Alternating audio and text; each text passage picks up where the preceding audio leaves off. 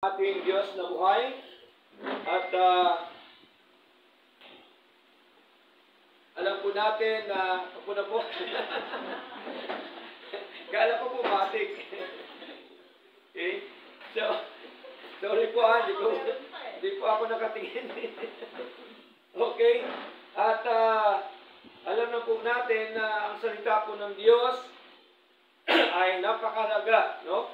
Sa bawat isa po sa atin. At ang salita po ng Diyos, siya po ang nagko-convert sa atin. No? Pag sabing conversion, ibig sabihin, siya ang nagdadala sa atin sa tama at totoong pamumuhay na kung saan ito po ay basihan natin sa ating paglilingkod dito upang hindi po tayo mapahamak, no? Sa mundo po ito na atin pong ginagalawan. Okay? So, dito po tayo ngayon sa Book of 2 Timothy, sa ating binasa po kanina mga kapatid. At ito po ang sulat po ni Pablo ay napakahalaga, no? Na atin po itong pagnilay-nilayan ngayong umaga. At ang paksa natin ngayong umaga may kinalaman po sa tinatawag na the rules and principles of the Scripture. No? Pag sabing rules ay patakaran, no? Sa Tagalog, patakaran, mga patakaran at mga prinsipyo ng kasulatan, no? O ng mga salita ng ating Diyos na buhay. Okay? So, tandaan po natin, ang patakaran po ng Diyos, iba po sa patakaran ng tao. Amen po? Tandaan po natin, ang prinsipyo ng Diyos, iba po sa prinsipyo ng tao. Okay? Di po ba?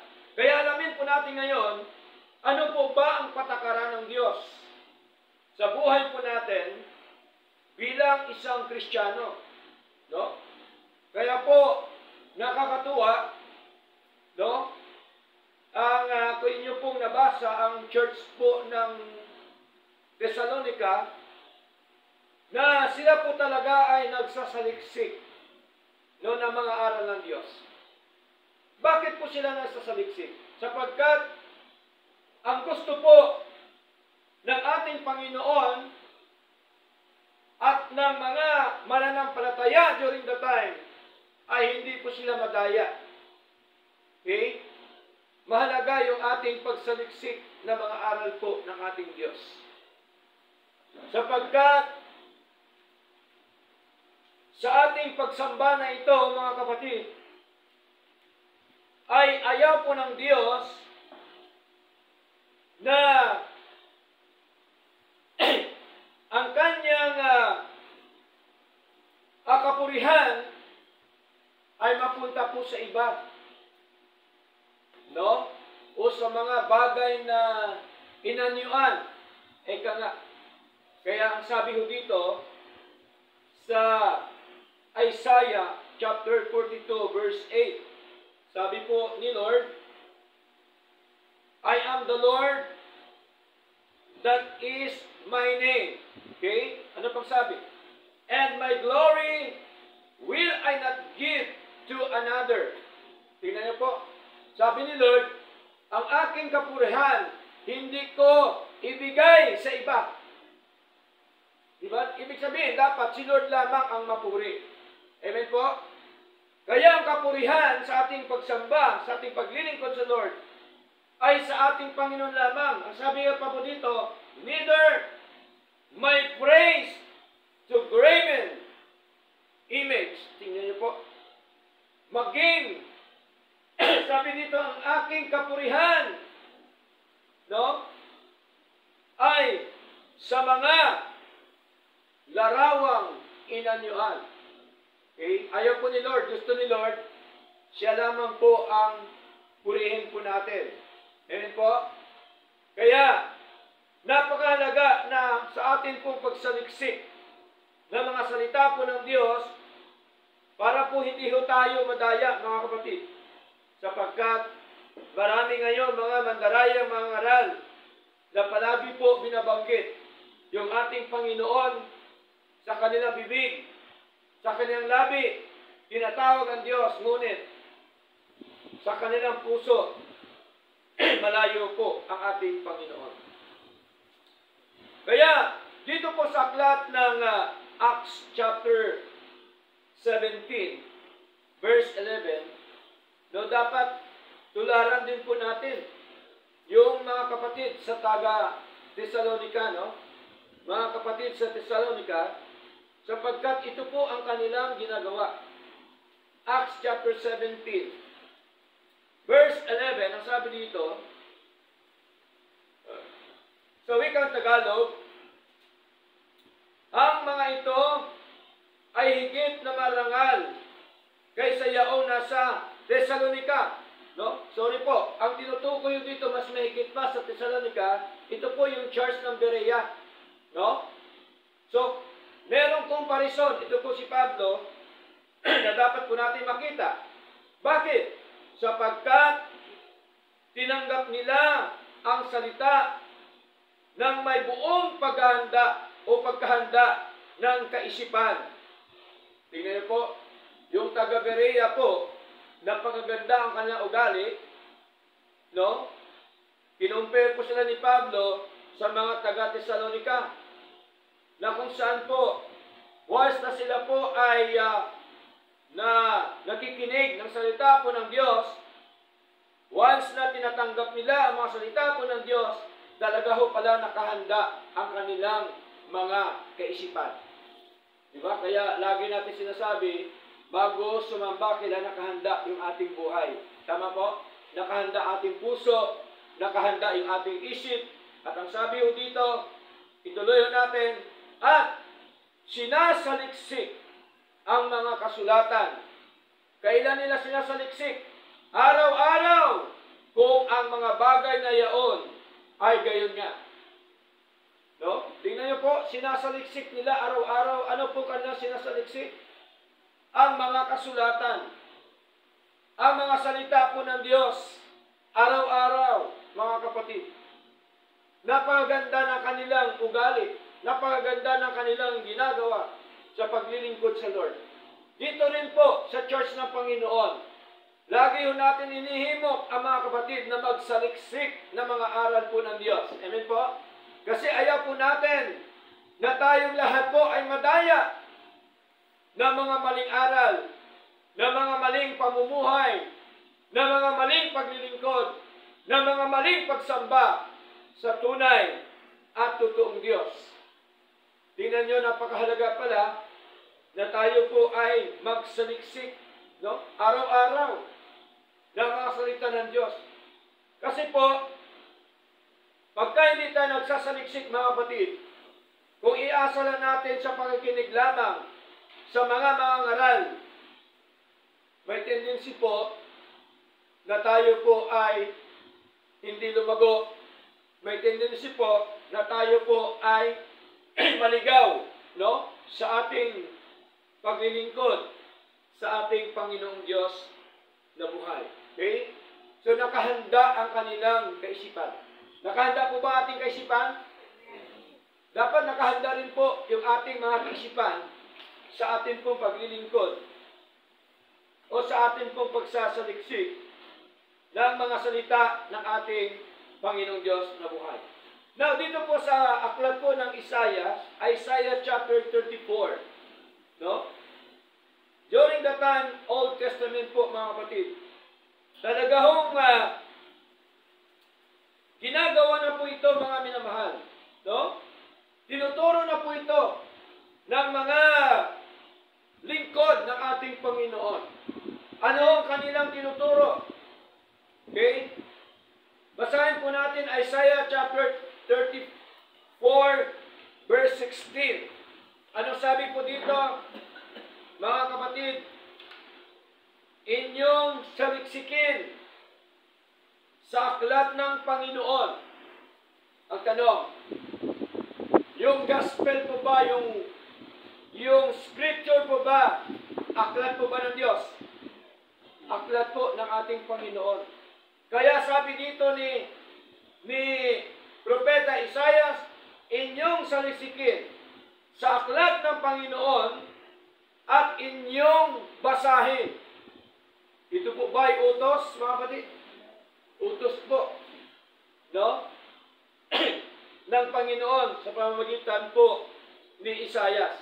Kaya ano pa pong sabi dito? Kahit isa sa mga ito ay hindi magkukulang.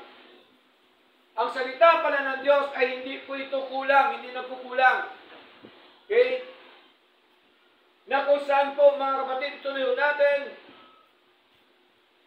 Ang sabi ho dito, walang mangangailangan ng kanyang kasama sapagkat inuutos ng aking bibig at pinisan sila ng kanyang Espiritu. Tingnan niyo po, kaya mahalaga saliksikin, basahin, mga kapatid, ang mga salita ng Diyos sapagkat ang salita po ng Diyos o ang mga kasulatan po ng ating Panginoon, hindi po yan nagkukulang. Amen po? Hindi po yan nagkukulang. Ngayon, nais ko lamang po ipabatid sa inyo mga kapatid, na ang Word of God, Bible, Gospel, Scripture, isa lang po. Okay? Ito po lahat ay tinatawag po na written Word of God. Amen po? Written Word of God.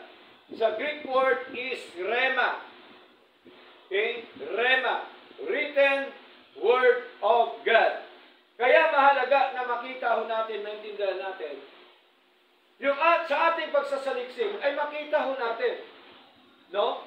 Kung tama po ba o totoo yung ating doktrina, ang ating mga aral na ating taglay po ngayon, mga kapatid.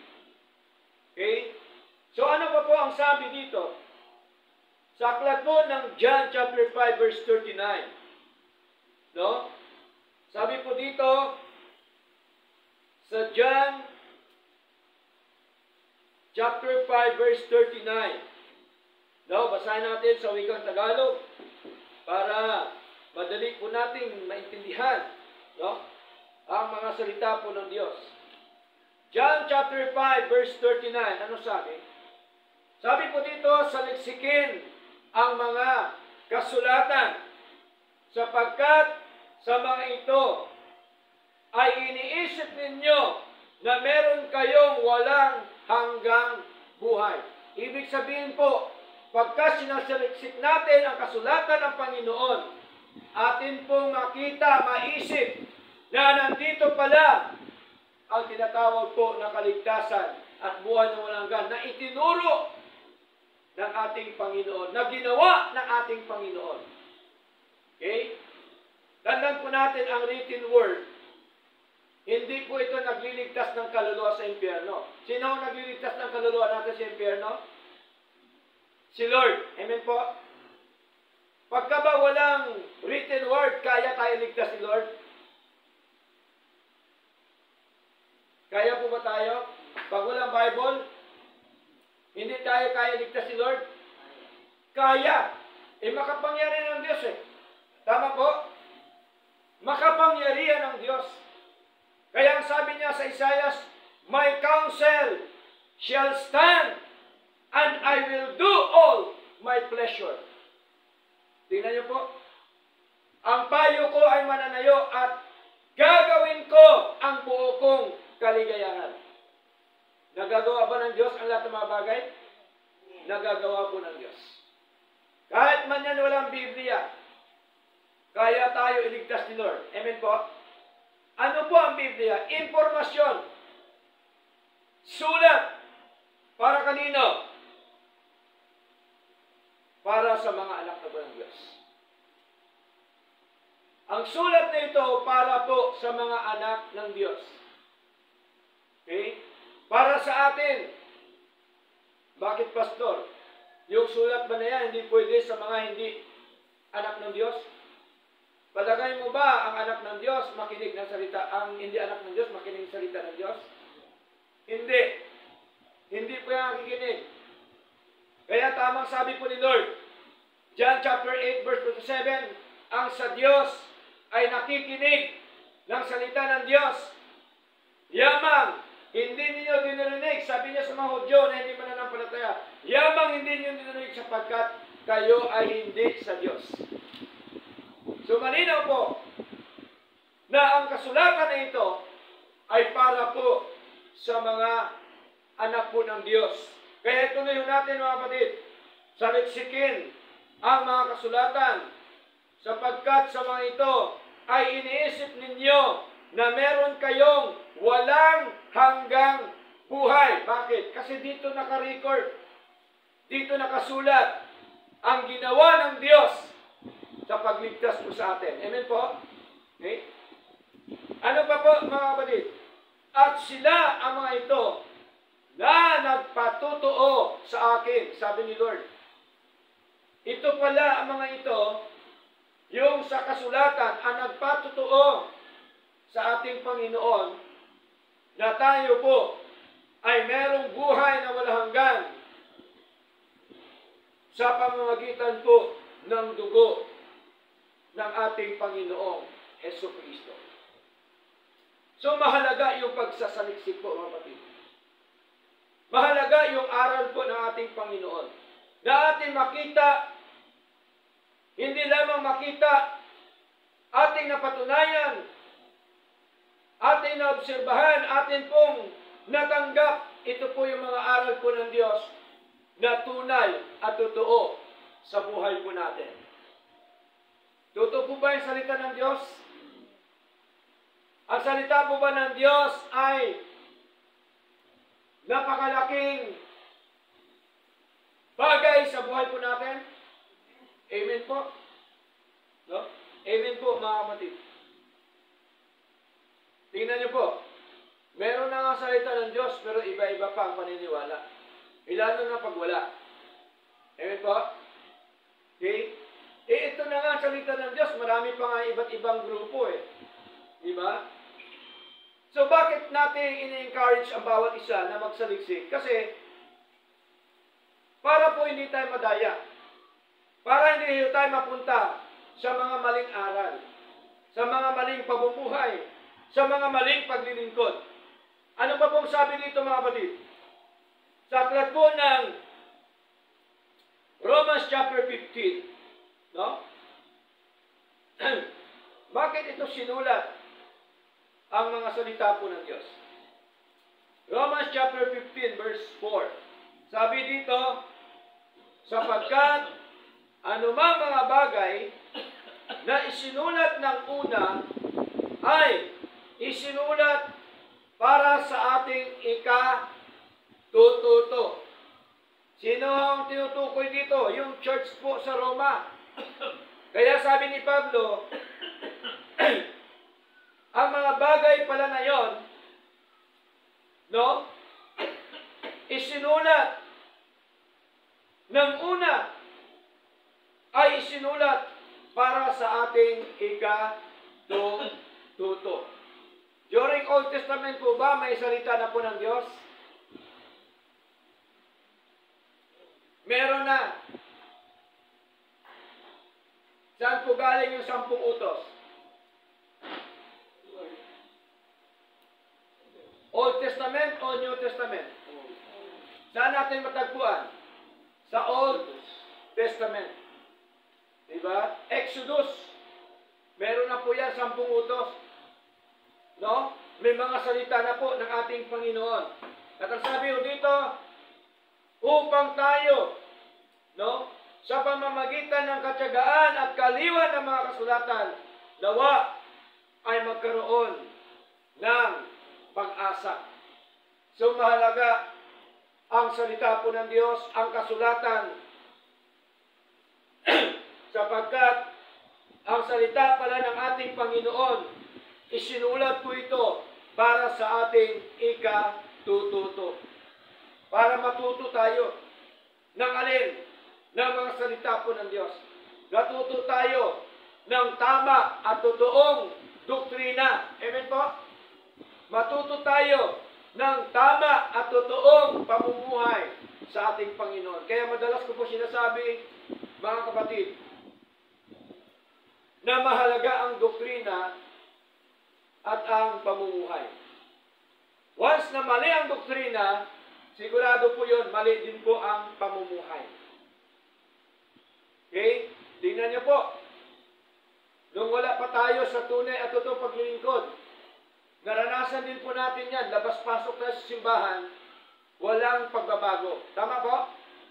Bakit? Mali pong doktrina eh. Okay? Pero salamat sa Diyos, sapagkat tayo ngayon ay dinala po ni Lord sa tama at totoong paglilingkod. Amen po? Na kung saan ito po ay hindi dahil sa kagalingan ng mga pastor na nagtuturo. Hindi po ito dahil sa kagalingan ng tao, kundi ito po dahil sa kagalingan po ng ating Diyos. Dahil sa kanyang biyaya, tayo po ay binigyan ng tinatawag po na spiritual eyes. Amen po? Binigyan po tayo ng kaunawaan ng ating Panginoon. At tandaan po natin, ang nagpapaunawa po ng kanyang aral, hindi po ang pastor, kundi ang ating Panginoon. Amen po? Kaya napakasarap sa ating paglilingkod na ating makita na ang Diyos ang siyang nagbigay sa atin ng kaunawaan sa atin pong paglilingkod na ito. Kaya ang ating pag-asa po, mga kapatid, sa ating Panginoon at of course sa Kanya po mga salita. Kaya mahalaga yung ating pagsasaliksik. Okay? Pagsasaliksik. Okay? Kaya mahalaga ang ating pagbabasa, ang ating pong pag-aaral ng mga salita po ng Diyos. Okay? Now, utos po ba ni Lord na tayo po ay magpatuloy sa ating natutunan sa Lord? Utos po ni Lord. Gusto po ni Lord, mga kapatid, magpatuloy po tayo. Ano man ang ating natutunan sa mga aral po ng Diyos, dapat magpatuloy tayo, mga kapatid. Huwag tayong hihinto. Diba? Sa mga aral ng ating Panginoon. Sapagkat ang aral po ng Diyos ay tuloy-tuloy po yan. Hindi po yan ang minto. Minsan nakakalungkot. Ang tao lamang ang siyang humihinto. Pero ang aral ng Diyos, nandyan po lagi yan, mga kapatid. Hindi po yan nawawala ang aral ng Panginoon. Ang nawawala minsan, yung mga anak ng Diyos. Di po ba? Sasabi dito sa 2 Timothy chapter 3, verse 14.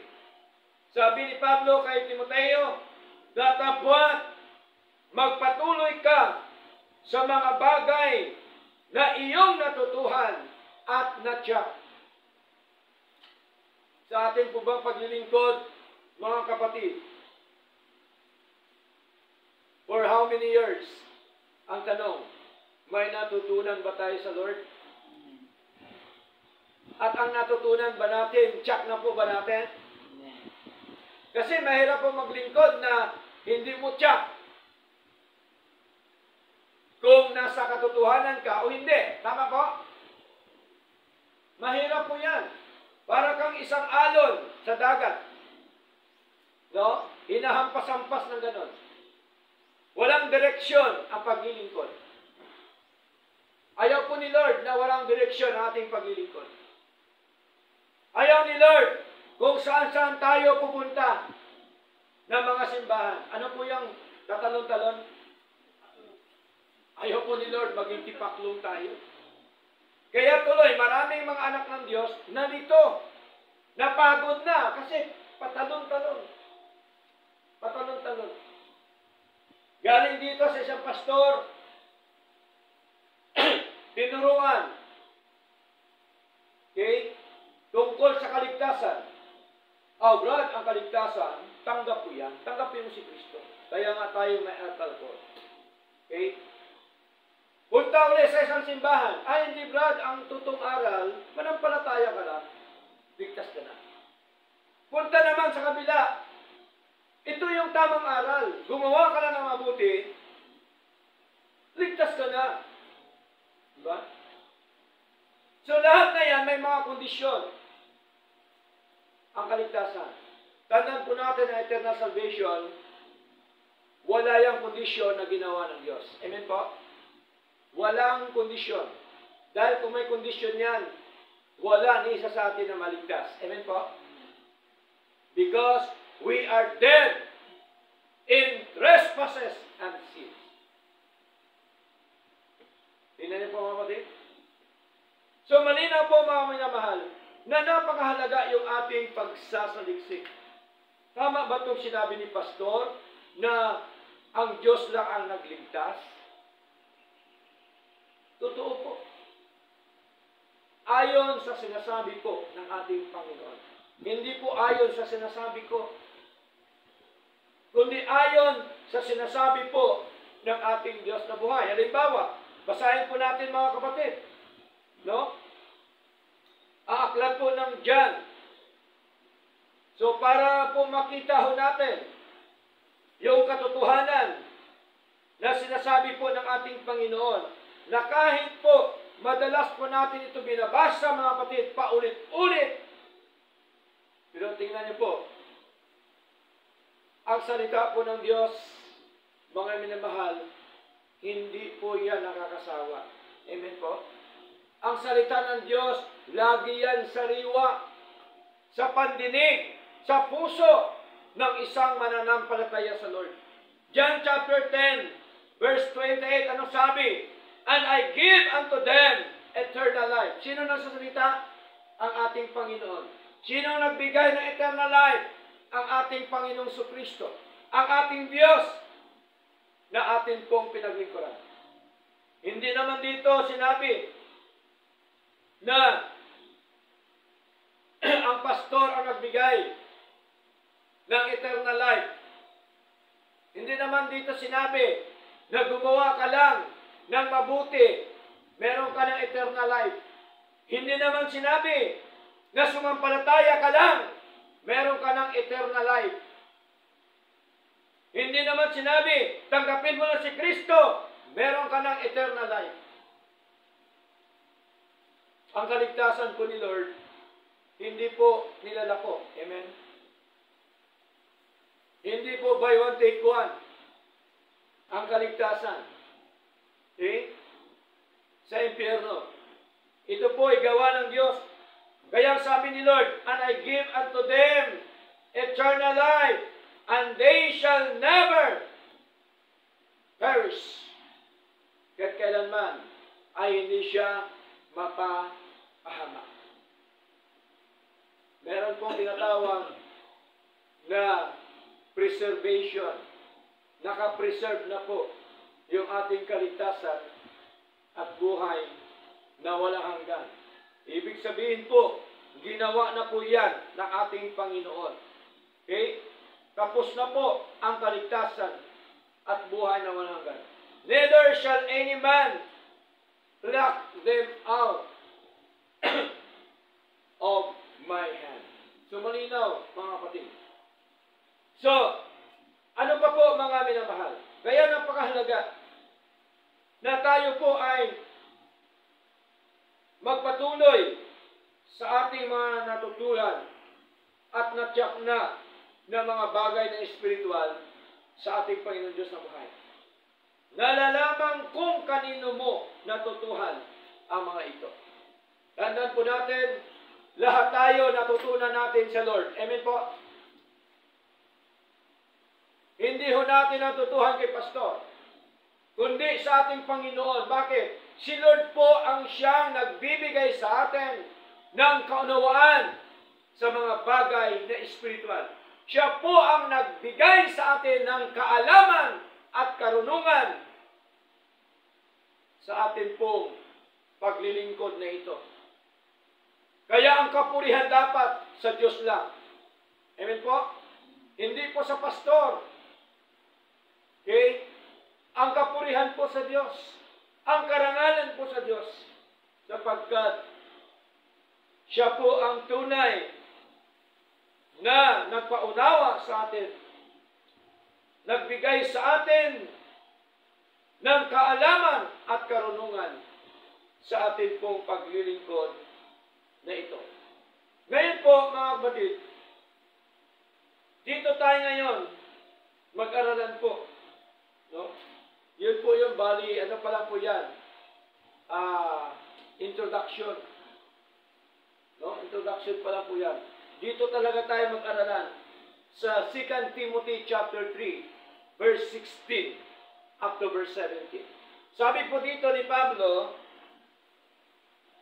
sa verse 16, no? All scripture is given by inspiration of God and is profitable for doctrine, for reproof, for correction, for instruction in righteousness, that the man of God may be perfect, truly furnished unto all good works. Ang tinutukoy po dito ni Pablo, mga kapatid, ay napakahalaga. Yung sinasabi po niya dito, napakahalaga sa bawat mananampalataya. Na ito pong sinabi ni Pablo, naka-address. Kanino po naka-address ito? To the man of God.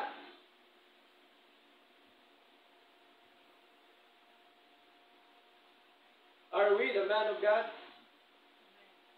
Tayo po ba tao ng Diyos?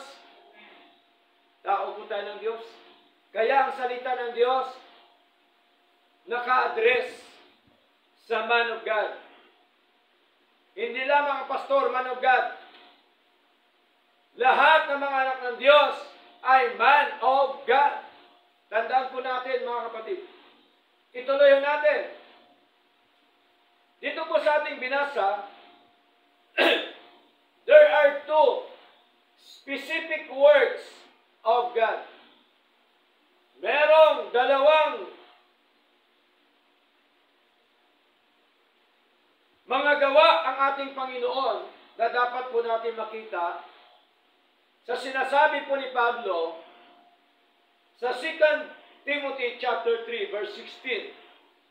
Sabi po dito sa verse 16, all scripture is given by inspiration of God. Ano po nakita natin doon? All scripture was given by God. Amen po? Ang lahat ng kasulatan ay bigay ng Diyos. Bigay ba ng Diyos sa atin? Ang kanyang mga salita, bigay po ng Diyos. Kaya ang salita po ng Diyos, hindi po yan ginagawang negosyo. Amen po? Okay? Bigay po yan ng Diyos ang kanyang mga salita. Okay? Ano pa po? Pangalawa, all scripture was inspired by God. Naniwala ba tayo doon? Ang salita ng Diyos, ang mga kasulatan, kinasihan ng Diyos. Pag sabing kinasihan, pwede siyang tawagin na God breath, hiningahan ng Diyos. Bakit? Kasi po ang mga kasulatan, tandaan po natin, galing po yan sa ating Panginoon. Bigay po yan ng ating Panginoon. Kinasihan yan ng ating Panginoon. Kaya kung bigay, kinasihan, dapat po ba nating paniwalaan ang kanyang mga salita? Dapat po nating paniwalaan. Okay? Ang mga salita po ng ating Diyos na buhay. At alam po natin na si Lord may mga ginagamit para po mabuo ang kanyang mga salita. Amen po? Sino ang ginamit po niya? Almost 40 writers ang ginamit po niya. Sino-sino po? Mga hari, propeta, mga apostol. Ginamit po yan ni Lord para mabuo ang mga salita po ng Diyos. Amen po? Okay? Kaya, hindi nakapagtataka na ang sumulat, ang nagbuo ay tao, hindi po hayop. Marunong ba sumulat ng hayop? Siyempre, hindi. Kaya ang ginamit ni Lord, tao. Diba? Mga taong kinasihan ng Diyos. Mga taong tinuruan ng Diyos. Mga taong ginamit ng Diyos para po mabuo yung tinatawag na scripture, yung tinatawag na written word of God. Okay? Kaya, hindi lamang po dalawang bagay na ito natin dapat makita. Kundi, meron pa pong 4 na bagay na tinuturo po ang ating Panginoon sa pamamagitan po ni Pablo na ito po ay kapaki-pakinabang na mga bagay sa buhay po natin. Kaya sabi po dito ni Pablo, all scripture is given by inspiration of God and is profitable, at ito ay kapaki-pakinabang. Una, saan? Doktrina. Kaya po, meron tayong doktrina. Amen po? Ang doktrina na sa atin, ito po yung tinatawag na sound doctrine na dapat po nating isalita, sabihin, dapat nating ipangaral, sapagkat ano pong sabi ng Titus chapter 2 verse 1, basahin po natin. Titus chapter 2 verse 1. Subalit, salitain mo ang mga bagay na nagiging tunay na doktrina. Ano daw ang salitain? Yung mga bagay na tunay na doktrina, of course, ng ating Panginoon. Kaya nga, di po ba, pagka nangangaral tayo, nagsasalita, amen po, ang sinasalita, yung tunay na doktrina. Okay? Pagka nagsasalita ba tayo with action? With action, siyempre, ginagawa mo eh. No? Kaya dapat po natin makita, mga kapatid, na ang doktrina ng Diyos ay napakahalaga. Noong last week, pinag-aralan natin, there are 3 kinds of doctrine. Naalala niyo po ba yun? O wala na? Burado na. Ano po yung 3 klaseng doktrina? Doctrine of God, doctrine of man, doctrine of the devil. O, 3 po yun. Pero ito, ang pinag-aaralan natin, doktrina po ng Diyos. Bakit inaalam din natin ang doktrina ng mga tao at ng diablo? Kasi po, pakipaglaban ang ginagawa ho natin. Amen po? Tandaan po natin sa pakipaglaban, dapat inaalam mo kung ano ang estado ng kaaway. Amen po? Dapat alam mo ang kanilang mga armas. Ganon din po sa paglilingkod sa ating Panginoon. Dapat alam mo ang aral nila. Amen po? Ganon po yun, pakipagbata. Kaya nga sabi ni Pablo, fight the good fight of faith. Sabi ni Pablo, lay hold on eternal life. Pakipaglaban ng mabuting pakipaglaban ng pananampalataya. Sabi ni Pablo, panghawakan ang buhay na walang hanggan. Meron na po ba tayo buhay na walang hanggan? Panghawakan natin. Paninindigan natin na meron tayong buhay na walang hanggan. Baka mamaya pagtanungin ka sa labas, ikaw ba ay ligtas na kapatid? Hindi ko alam eh. Ligtas ako eh. Nagdududa. Nagdududa siya sa ginawa ng Diyos sa kanya. Amen po? Nagdududa siya na siya ay tinubos ni Kristo. Pagdududahan ba ang Panginoon? Dapat hindi. Ang kaligtasan, ginawa ng Diyos, natural. Tayo po ay ligtas na. Amen po?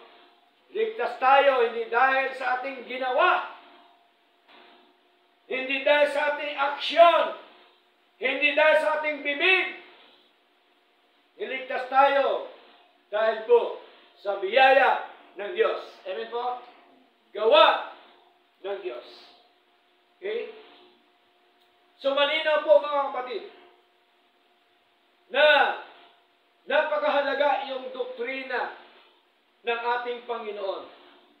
Dapat tayo ay patuloy na nananahan sa doktrina ng ating Panginoong Diyos na buhay.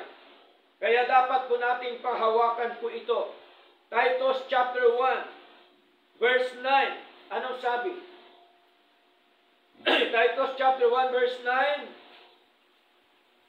Mahigpit na hinahawakan ang salitang tapat gaya ng itinuro sa kanya upang sa pamamagitan ng tunay na doktrina ay makakaya niyang kapwa tagubilinan at mapaniwala ang mga sumasalungat.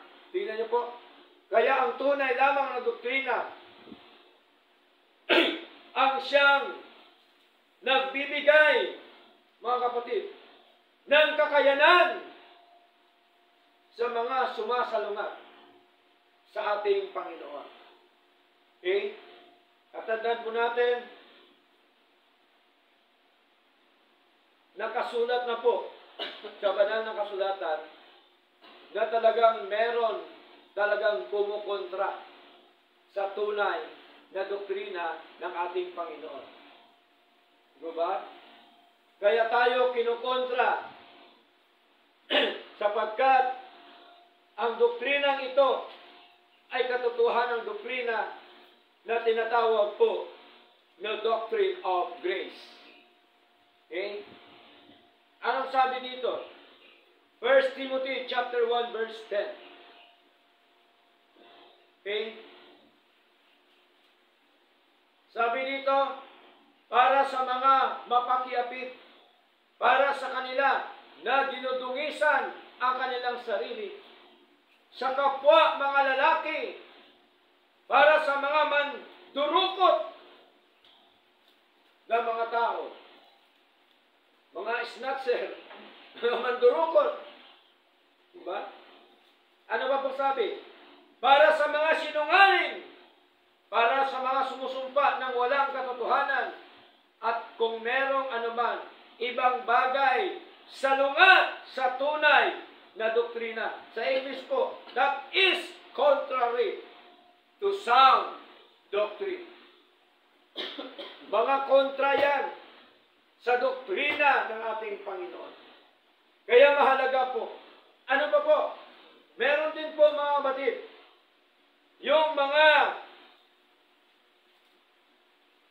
anak ng Diyos na hindi na talaga nananahan o nananatili sa tunay na doktrina. Kaya anong ginagawa nila mga kapatid? Pag narinig nila ang tamang doktrina, ano nakikita ho natin sa kanila? Para na yan sila napapasok. No? Para sila napapasok. Pagka nasa tama tayong doktrina. 2 Timothy, basahin po natin. Sabi dito ni Pablo kay Timoteo, sa verse 2 hanggang sa mga sumusunod. Sabi dito, ipangaral ang salita, maging handa sa kapanahunan, at wala man sa kapanahunan. Sumaway, sumawata, magtagubilin ng may buong pagbabata at doktrina. Di ba ba? Mahalaga pa lang ipangaral ang doktrina ng Panginoon. Amen po? Ano pang sabi? Verse 3, sapagkat ang panahon ay darating. Take note. Ang panahon ay darating na kung saan sila ay hindi na magtitiis sa tunay na doktrina. Sinong sila? Yung mga taong tumalikod na sa ating Panginoon. Yung mga tao na parang pasong-paso na sa tunay at totoong paglilingkod sa ating Panginoon. Talaga hong mangyayari po yan at mga nangyayari na po.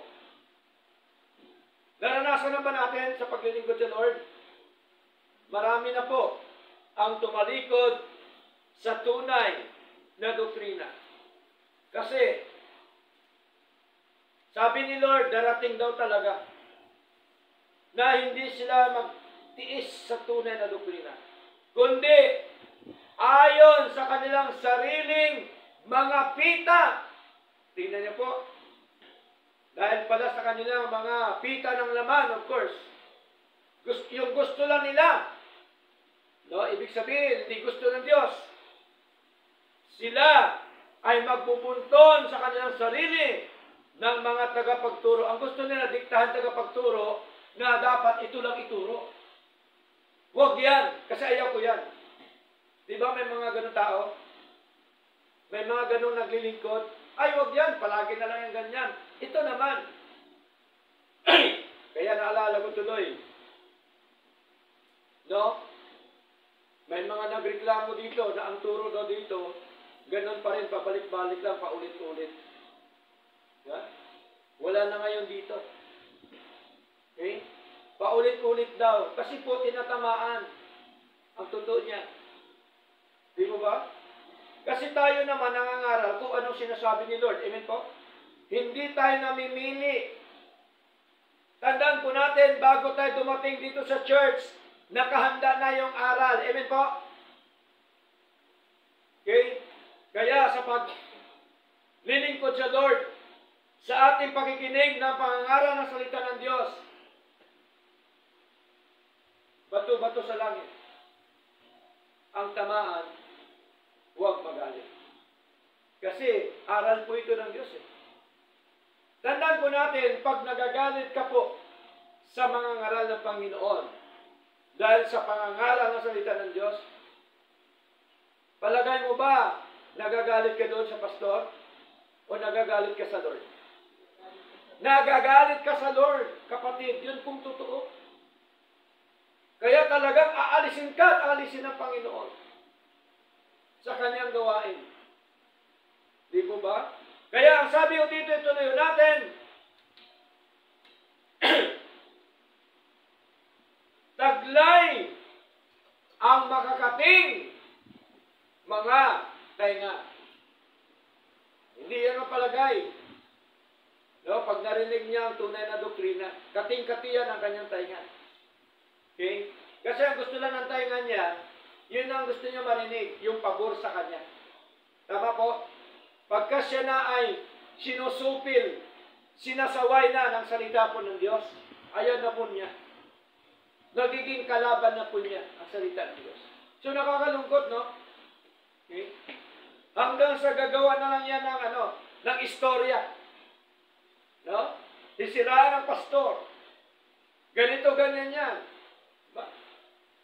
So, hindi po dapat, mga kapatid, dapat tanggapin natin kung anong aral po ng Diyos. Amen po? Kasi malinaw naman, aral po ito ng Diyos. Napakahirap po, gagawa-gawa ka lang ng istorya dito sa pangangaral, mga kapatid. Baka gawin tayo ng abo ng Panginoon. Diba? Hindi po biro ang pangangaral ng salita po ng Diyos. Kaya kailangan, once na magpagamit ka sa Lord, dapat yung totoo na sinasabi po ng banal na kasulatan. Dapat talaga binabasa kung anong sinasabi po ng ating Panginoon. Sa harapan po ng Diyos sa pangangaral, ayaw po ng Diyos na ibida mong sarili mo. Ayaw po ng Diyos na ibida mo ang mga property, ang kalagayan mo, ang buhay mo. Dapat pinapangaral ang bida po si Lord. Kung anong sinasabi ng Diyos, dapat doon po tayo. Okay? Kaya madalas ko nga po sinasabi, mga kapatid, kahit man magbigay ka pa kay pastor ng house and lot, raptor, milyones, ginto,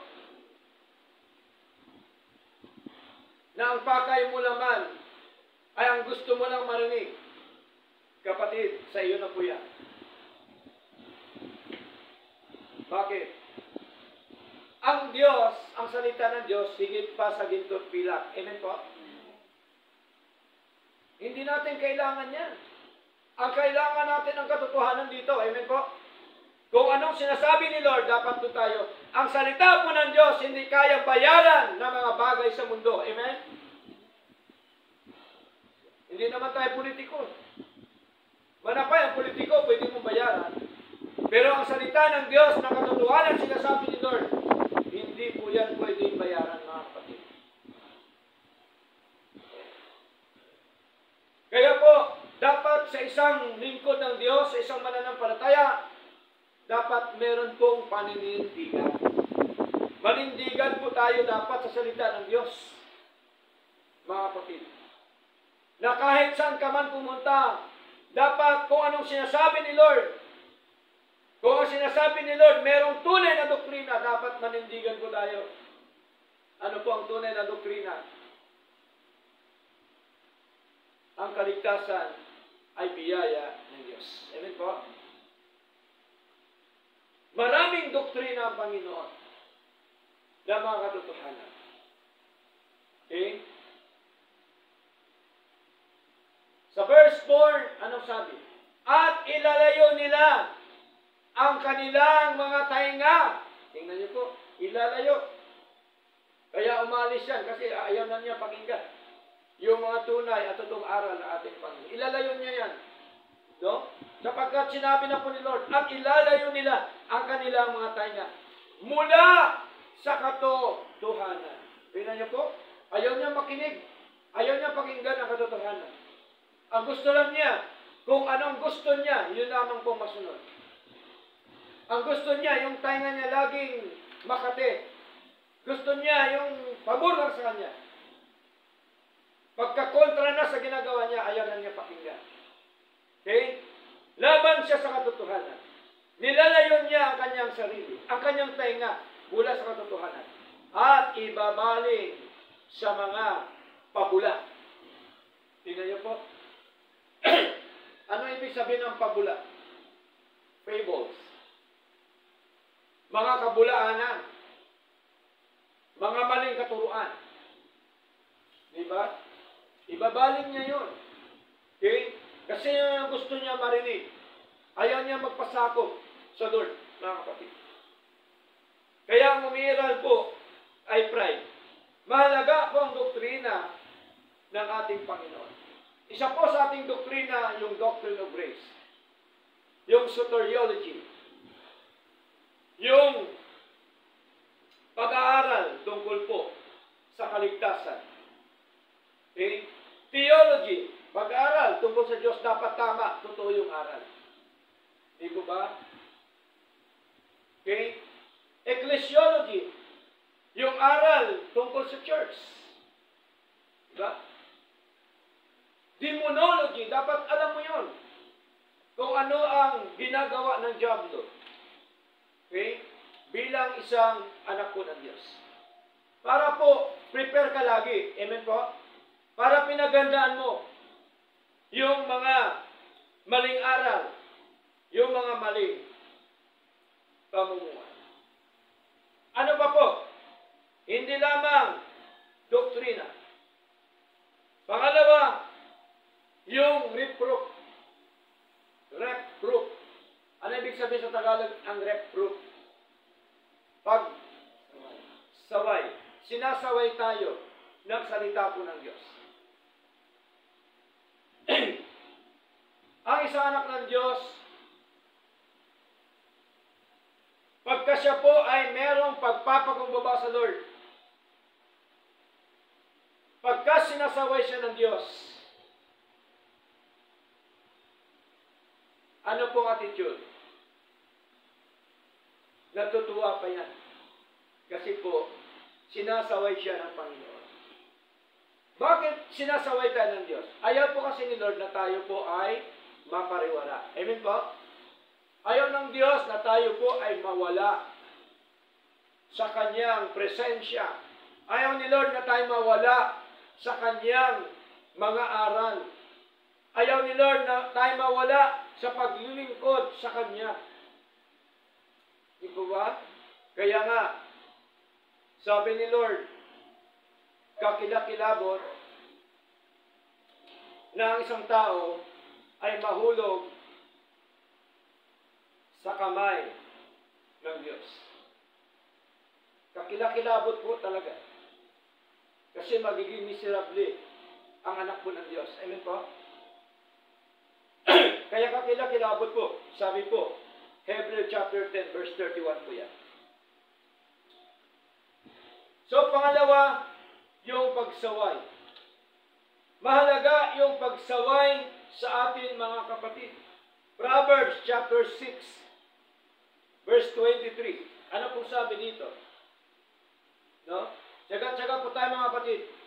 Malapit na po tayo. Okay? Proverbs chapter 6 verse 23. Sabi dito,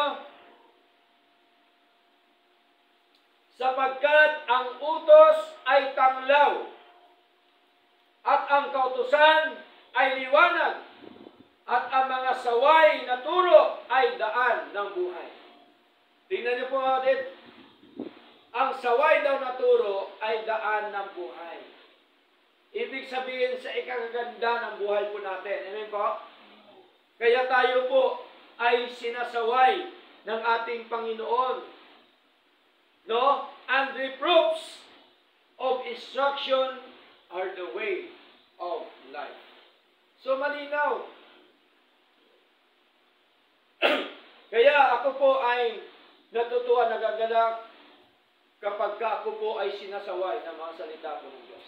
Ibig sabihin, tayo po ay tinutuwid, inaayos ang buhay po natin ng ating Panginoon. Okay? Kasi salita po niya ito, dapat po natin paniwalaan. Ano pa po, mga kapatid? Correction. No? Correction. Pagtutuwid. Diba? Kailangan po natin may tuwid ng ating Panginoon.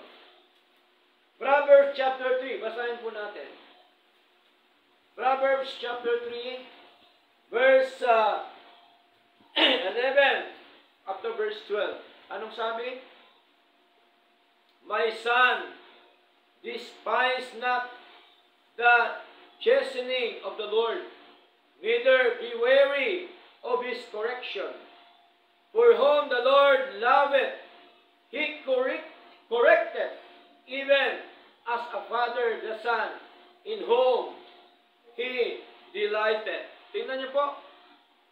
Anak ko, huwag mong hamakin ang parusa ng Panginoon, ni mayamot man sa kanyang saway. Verse 12, sapagkat sinasaway ng Panginoon ang kanyang iniibig. Tingnan niyo po, ibig sabihin po pala, kapag sinasaway tayo ni Lord, iniibig po tayo ng Diyos. Amen po? Katulad po ng isang magulang sa anak. Lahat po tayo halos magulang. Ayaw natin na mapariwara yung ating anak. Amen po? Bakit? Kasi ang mga anak natin, mahal natin sila. Amen po? Ganon din po ang Diyos. Mas higit na dinaramdam ng Panginoon kapag ka ang kanyang anak ay ayaw magpatuwid o magpasaway. Diba? Naranasan niyo po, pagka hindi tayo pinapakinggan ng ating anak, diba, ang puso natin para bagang nalulungkot. Kasi ang sinasabi mo sa anak mo, katotohanan, tunay, tapos ayaw sundin. Diba? Kaya tuloy, may mga nangyayari na hindi maganda, mga kapatid, sa buhay ng isang anak ng Diyos, kapag hindi niya sinunod yung ating Panginoon. Lagi po siyang hihilahin niya ni Lord sa gawain po ng ating Panginoon. Diba? Kasi po inilagay ka ng ating Panginoon Diyos niya. Pagtutuwid, mahalaga. Pagtutuwid. Okay? Kaya delikado po pagtakasan po natin si Lord. Amen po? Kagaya ni Jonah, tinakasan niya si Lord. Diba? Oh. Inutusan siya ni Lord, tinakasan niya si Lord. Ano ang nangyari kay Jonah? Napahamak po ba?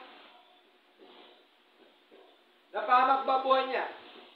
Napahamak. Nandamay pa siya sa mga tripulante during that time. Sa barko na kanyang sinakyan. Diba? Napahamak siya. Hanggang, dahil alam niya, tinawag siya ng Diyos, tinakasan niya si Lord. Ang ginawa na lang niya para hindi madamay ang mga tripulante, anong ginawa? Tumalo na lang siya sa dagat. Inako na niya. Diba? Kaya minsan, nakakalungkot. Huwag na tayo mandamay sa ibang mga kapatid. Amen? Kaya ano nangyari kay Jonah? Akala niya, mamamatay na siya kasi kinain po siya ng malaking isda. Kinain po siya ng tuna. Tuna po ba yan? Wala ho ginasabi kung anong klaseng isda. Kinain siya, sabi ng ibang pastor, balyena. Hindi po, walang binabanggit ang Biblia. Pagka walang binabanggit, huwag nating sabihin, amen? Delikado po yan. E paano kung pating ang inutusan ni Lord? Mali ka. Diba? Paano kung ibang isda inutusan ni Lord? Mali ang sabi mo. Okay? So mabuti na lang, niligtas mo siya ng Diyos. Biyaya pa rin ang Diyos. Kahit nasa ilalim siya o sa loob siya ng tiyan ng isda, buhay pa rin siya. Kaya nung ginawa ni Jonah sa tiyan ng isda, haba, ang ginawa ni Jonah dahil sa kanyang ginawa sa Lord, lumuhod siya at nanalangin sa Lord. Tingnan nyo. Tingnan nyo po, ang mga anak ng Diyos, hanggat hindi paralalasin ng Panginoon, hindi po yan magbalik loob sa Lord. Katulad po ni Jonah, naranasan niya ang kanyang buhay na napakahirap doon sa tiyan ng isda. Nagbalik loob po siya sa Diyos. Nananalangin pa siya, kinausap niya si Lord. Tingnan niyo po, mga kapatid. Kung tutusin, pagka kinain ka na ng isda, mumuyain ka na, pero siya nilulo ng buo. Siguro maliit si Jonah, no?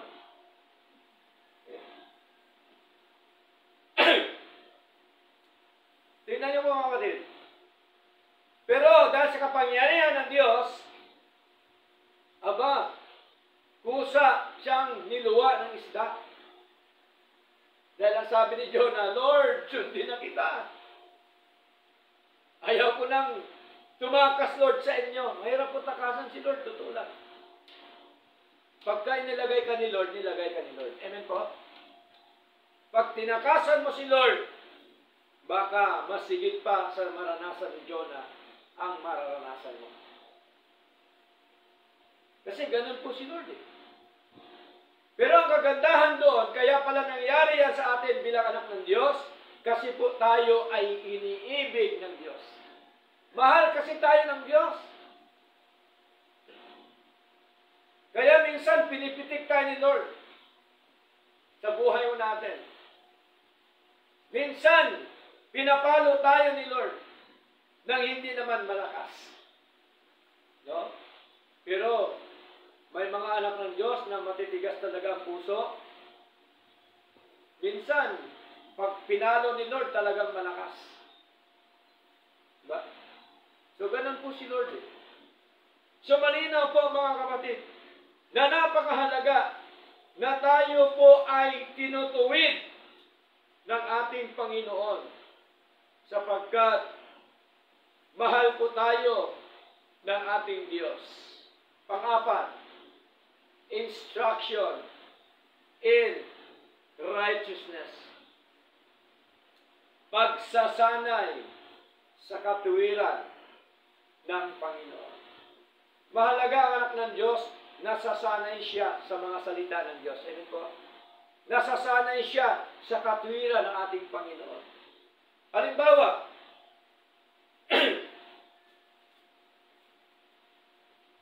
wala kang pera ngayon. Halimbawa lang, hindi ka naman mag-worry. Bakit? Sanay ka na sa katuwiran ng Diyos. Bakit? Anong sabi ng Diyos? God shall supply all your needs. Kung alam mo yon, hindi ka na mag-worry. Amen? Kaya, sanayin natin ang buhay natin sa mga katuwiran ng ating Panginoon. Di po ba? Okay? Minsan, may mga desisyon tayong mali. Kasi po, minsan, hindi tayo humihingi ng payo o humihingi ng instruction sa ating Panginoon. Okay? So, ganun po talaga ang buhay. Lesson learned lagi. Amen po? Kaya mahalaga, magiging lesson sa atin, at ito din naman ay binabatay natin, of course, sa mga katwiran ng ating Panginoon. Hindi po dapat katwiran natin ang siyang manaig, kundi dapat ang katwiran po ng ating Panginoon. Okay? Now, Proverbs chapter 9 verse 9. Ano sabi po ni Haring Solomon? Give instruction to a wise man, and he will be yet wiser. Teach a just man, and he will increase in learning. So malinaw po mga kapatid, no? Na kung saan po ay turuan daw ang pantas. Sinong pantas? Ibig sabihin, turuan yung mga nais, yung willing, no? Yung handa ang kaisipan. At ang sabi po, at siya'y magiging lalong pantas pa, iyong turuan ang matuwid, at siya'y lalago sa pagkatuto. Kaya tayo po, hindi basta-basta po na magpatayo dito sa pulpito. Kasi po, hinahanap po natin yung tapat na naglilingkod sa ating Panginoon. Basahin po natin 2 Timothy chapter 2 verse 2. Ano po instruction ni Pablo kay Timoteo? Sabi dito, and the things that thou hast heard of me among many witnesses, the same commit thou to faithful men who shall be able to teach others also. So, kailangan pala hanapin yung tapat na tao. Tao ng Diyos, siyempre. No? Sapagkat ang sabi ho dito, at ang mga bagay na narinig mo sa akin, sabi ni Pablo, sa gitna ng maraming mga saksi, ay pagkatiwala mo rin ang gayon sa matatapat na mga tao na makakaya rin magturo ng iba. Kaya hindi tayo basta-basta nagpapatayo dito mga kapatid. Amen po? Ang pinapatayo natin yung tapat sa paglilingkod sa Diyos, ano pa? At may kakayana magturo ng mga salita po ng Diyos. At ang tinuturo, yung totoo na mga doktrina ng ating Panginoon. Can you imagine that? Minsan sa church, iba, bagong salta lang, bagong dating. Porke napakagaling mag-English, nagdudoctorate, ano hong ginagawa? Pinapapangaral ka agad dito sa harap. Kahit iba-iba yung aral. Hindi po pwede yan, mga kapatid. Kaya tayo, nagpipraise the Lord. Na nawa, bigyan po tayo, mga kapatid, ng tapat na tao ng Diyos at handa pong mangaral ng mga salita ng ating Panginoong Diyos na buhay. Kaya ang ating paksa ngayong umaga, the rules and principles of the Scripture. Meron po talagang patakaran ang banal na kasulatan. Amen po? Hindi po patakaran ng tao dapat sa isang church, kundi patakaran ng Diyos, prinsipyo ng Diyos dapat ang pairalin po sa loob ng church. Amen po? Prinsipyo ng Diyos dapat ang siyang masunod. Sa kanya mga salita ay atin po nakita, atin po napatunayan na ang prinsipyo pa ng Diyos, siya dapat ang maitaas, manaig sa atin pong mga buhay. Kaya tingnan niyo po, pagka nagawa natin itong apat, ano po ang magiging resulta? What is the result? Mga kapatid, tungkol sa mga tinatawag po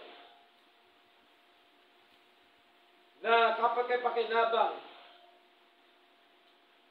na mga doktrina, pagsaway, pagtuwid, okay? At pagbigay po ng instruction. 2 Timothy chapter 3, verse 17. Sabi dito, that the man of God may be perfect. Pag sabi pong sakdal, hindi ho ibig sabihin na hindi na siya nakagawa ng kasalanan. Ang ibig sabihin po dito na sakdal o perfect, yung maturity ng isang mananampalataya. Amen? Yung paglago ng isang mananampalataya. Kaya sabi dito, surely furnished unto all good works. Handa siya, lumusang handa siya sa lahat ng mga mabubuting gawa. Of course, sa harapan po ng ating Panginoon Diyos na buhay. Bakit po ganun ang naging resulta? Sapagkat kasi, alam mo ang doktrina. Di ba? Nagpapatuwid ka sa Diyos. Sinasaway ka ng Diyos. Ano pa po? Sinasanay ka ng Diyos sa kanyang katuwiran. Di ang resulta, lagi kang handa sa mga mabubuting mga gawa. Yun po ang tunay na patakaran, tunay na prinsipyo ng ating Panginoon. Kaya po, pinapangaral po natin ang gospel, ang scripture, para malaman nila ang doktrina ng Panginoon, ang pagsaway po ng Diyos, pagtutuwid ng Diyos, at ang tinatawag po na pagsasanay sa katwiran po ng ating Panginoon. Tandaan po natin ang nagpapalago po si Lord. Amen po? Kaya ang sabi po ni Pablo, siya ang nagtanim, si Apollos ang nagdilig. Ngunit, sabi ni Pablo, ang Diyos ang siyang nagpapalago. Sa halaman din, ganon. Sa mga fruit trees din, ganon. Tama po? Minsan, gusto natin na magkaroon ng magandang halaman. Dinidiligan mo, itinanim mo, dinidiligan mo. Pero, nagugulat ka, hindi naman lumalago. Kasi ang Diyos ang siyang nagpapalago. Ganon din sa buhay espiritual. Sino nagtatanim? Anong tinatanim sa atin? Salita ng Diyos. Sino nagtatanim? Malinaw si Pablo. Sino ang nagdilig? Salita ng Diyos pa rin ang dinidilig. Si Apollos, ngunit ang nagpapalago, si Lord. Kaya, ang dahilan kung bakit nandito ka ngayon sa church na ito, ang nagdala po sa iyo, si Lord. Amen po? Si Lord po ang nagdala sa iyo dito. Okay? Kung si Lord ang nagdala sa iyo dito, dapat manatili ka sa paglilingkod sa Lord. Amen? Ganun lang po yun eh. Di ba ba? Kaya tayo, hindi tayo masyado para bagang nabalisa. No? Pagka tayo'y konti lang, kasi po, naniniwala tayo, si Lord ang nagdadagdag, si Lord din ang nagbabawas. Amen po? Si Lord lahat. Wala tayo. Ang gagawin natin, maglingkod sa Lord, mangaral ng salita ng Diyos, hayaan natin si Lord ang siyang magpapalago. Amen po? Hindi natin trabaho na sila yumago, kundi ang trabaho po natin, ipangaral, ibahagi, maglingkod, magbigay ng encouragement, magbigay ng hamon sa buhay, para po tayo ay patuloy po na palaguin ng ating Panginoong Diyos na buhay.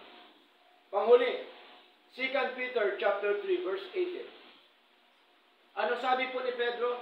But grow in grace and in the knowledge of our Lord Jesus Christ. Tingnan niyo po. Lumago kayo sa biyaya at kaalaman na kay Kristo Jesus. Ang paglago po ba utos ni Lord? Utos ni Lord. Lumago daw tayo dapat. So anong paraan? Magsaliksik tayo. Alamin natin ang tunay na doktrina. Tanggapin natin ang mga pagtutuwid ni Lord, pagsawain, at pagsasanay sa katwiran po ng Panginoon.